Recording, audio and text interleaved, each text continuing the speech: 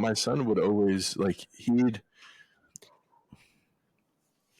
do stuff to manipulate my wife, and just like knowing that mommy's gonna be there, I was like, oh, mom's gonna come to my rescue, and I'm like there, like in the shadows, like no, like we were driving one day, and he was starting shit in the back seat, and my wife was like started yelling at the other two. I'm like, no, like, there's no way. Like he was starting shit, and he's gonna have to deal with it, and he would keep.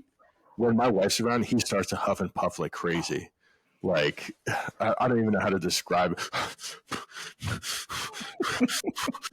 And then like my wife will see that and then look at me like I'm being an asshole. When in reality, I'm like, I know what you're doing, dude. Like I know what you got going on. Seriously, with the cereal again. It's so loud.